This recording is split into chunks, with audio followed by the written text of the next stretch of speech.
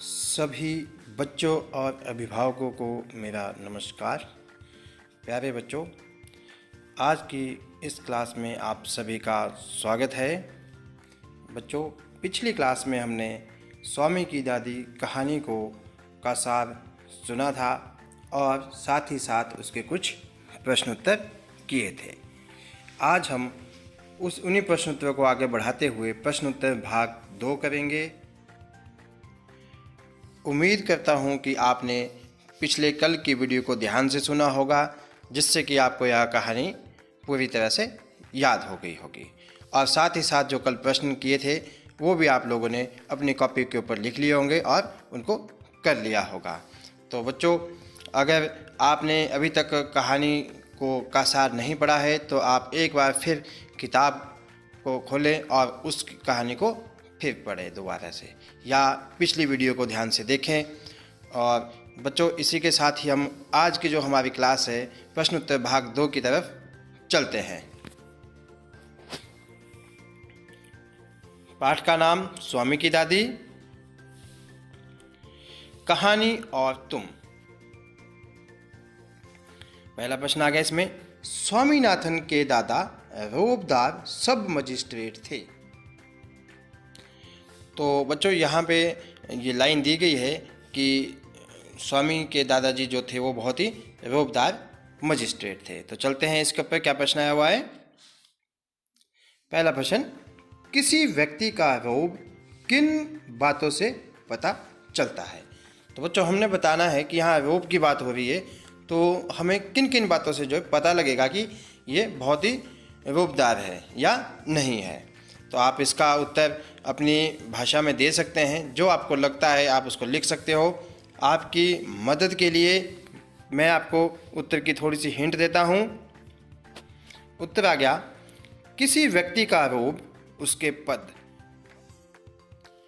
पद होता है, जिस पोस्ट के ऊपर जो है कोई काम कर रहा होता है, उसके व्यक्तित्व और अन्य लोगों के प्रति आदर सम्मान से पता चलता है।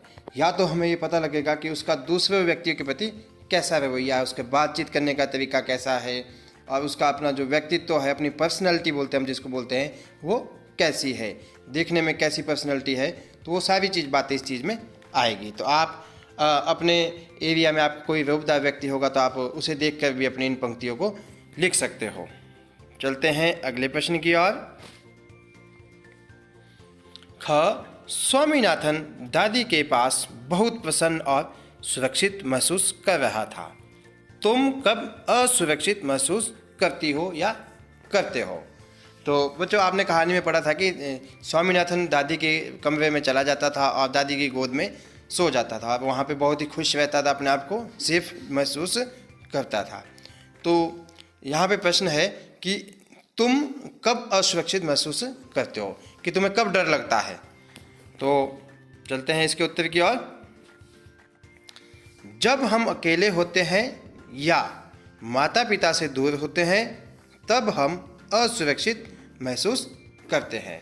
तो आपको किसी और बात भी इसमें लिखना चाहोगे जिससे आप असुरक्षित महसूस करते हो, तो आप उसको यहाँ पे लिख सकते हो। चलते हैं अगले प्रश्न की ओर। प्रश्न नंबर 2, क्या तुम्हारे आसपास कोई रोबदार व्यक्ति है। शब्दों के जरिए उसका खाका खींचो। तो बच्चों, यहाँ पे बोला कि अगर आप जहाँ रहते हो आपके आसपास कोई भी ऐसा व्यक्ति है जो आपको लगता है कि ये है बहुत ही रोबदार है, तो उसके बारे में आपने यहाँ पे लिखना है। तो आप इसको अपने खुद करेंगे इस प्रश्न का उत्तर। मैं आपको सिर्फ यहाँ पे थोड़ी सी हिंट दूंगा। जैसे मैं अपनी बात करूँ तो हमारे घर के पास एक अंकल हैं, वह सबसे बहुत अच्छे से मिलते हैं। वह एक सैनिक रह चुके हैं। उनकी आवाज़ बुलंद है। उनके उठने, बैठने, बोलने के तरीके से शालीनता और रोब झलकता है। उन्होंने अपने प्रयासों से एक खाली जगह पर बच्चों के लिए पार्क बनवाया है। सभी लोग उनका बहुत आदर करते हैं। चलते हैं अगले प्रश्न की ओर। प्रश्न नंबर 3, तुम इन हालात में कैसा महसूस करती हो। तो आपके सामने हालात आ गए। क दोस्त के घर में। हालात का मतलब कि जब तुम ये अपने दोस्त के घर में होंगे तो कैसा महसूस करते हो, सुरक्षित महसूस करते हो या असुरक्षित महसूस करते हो। तो चलिए इसका उत्तर देखते हैं। दोस्त के घर में हम प्रसन्नता महसूस करते हैं। प्रसन्नता मतलब जब हम दोस्त के घर में होते हैं तो हम खुश होते हैं। तो अगर आप इसके अलावा भी कुछ लिखना चाहते हैं जो आप दोस्त के घर में महसूस करते हैं, वो आप यहाँ पे इसकी जगह पे लिख सकते हो। अगला देखते हैं ख, जब तुम पहली बार किसी के घर जाती हो। तो जब आप लोग किसी दूसरे के घर में पहली बार जाते हो तो आप वहाँ पे कैसा महसूस करते हो। आप यहाँ पे लिख सकते हो, आप जैसा भी महसूस कर रहे हो। आपकी मदद के लिए मैं उत्तर लिख देता हूँ। जब हम पहली बार किसी के घर जाते हैं तो थोड़ा असहज महसूस करते हैं। असहज होता है कि वहाँ पे हमें थोड़ा खुलकर नहीं हम रहते, क्योंकि पहली बार किसी के साथ जान पहचान नहीं होती। हम सोचते हैं कि अगर हमने ऐसा किया तो ये हमारे बारे में क्या सोचेंगे। तो हम वहाँ पे ना तो ज़्यादा खुश होते हैं और ना ही थोड़ा अपने आप को असहज असुरक्षित महसूस करते हैं। अगला आ गया इसका ग, रेलगाड़ी या बस में किसी सफ़र पर। जब हम किसी रेलगाड़ी में बैठे होते हैं या बस में होते हैं तो हम कैसा महसूस करते हैं। तो बच्चों, आप अपने जो आप महसूस करते हो, आप अपनी भावनाओं को इस प्रश्न के उत्तर में आप लिख सकते हो। उत्तर क्या चलते हैं। रेलगाड़ी या बस में सफ़र करते समय हमें बहुत ही अच्छा लगता है, परंतु थकान भी होती है। अब बच्चों, अगर हमने कुछ ज़्यादा दूर जाना है, दूर का सफ़र करना है तो थकान भी उसमें हो जाती है। अगला आ गया इसमें घ, जब तुम मुख्य अध्यापक के कमरे में जाती हो।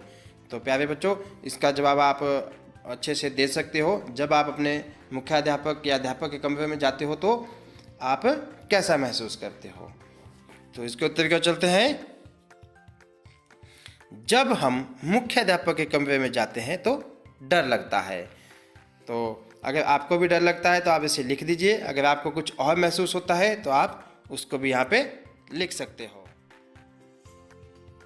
चलते हैं अगले प्रश्न की ओर। यहाँ पे आपके सामने आ गया पता करो। तो यहाँ पे कुछ प्रश्न आएंगे जिनके बारे में आपने पता करना है। आपके सामने प्रश्न आ गया, सब मजिस्ट्रेट कौन होता है? क्या वह पुलिस विभाग में होता है? तो बच्चों, आपने पता करना है कि जो सब मजिस्ट्रेट होते हैं वो कौन होते हैं और किस विभाग में होते हैं। तो यहाँ पूछा है कि क्या वो पुलिस विभाग में होते हैं। तो इसके उत्तर क्या चलते हैं। सब मजिस्ट्रेट एक जज होता है, वह पुलिस विभाग में नहीं होता। तो बच्चों, इसका उत्तर आपके सामने आ गया है। जो मजिस्ट्रेट होते हैं वो जज होते हैं। जो आपने देखा होगा, आपने फिल्मों में भी देखा होगा कि जो फैसला सुनाते हैं, जब भी कोई केस होता है, कोई चोर, पुलिस चोर को पकड़ लेती है तो वो जज के पास ले जाती है। तो वह पुलिस विभाग में नहीं होते हैं। अगला प्रश्न, तुम्हारा घर या स्कूल किस थाने में आता है? थाने में कौन कौन से पद होते हैं? उन व्यक्तियों के नाम भी पता करो जो इन पदों पर हैं। नीचे दी गई तालिका में इकट्ठा की गई जानकारी को दर्ज करो।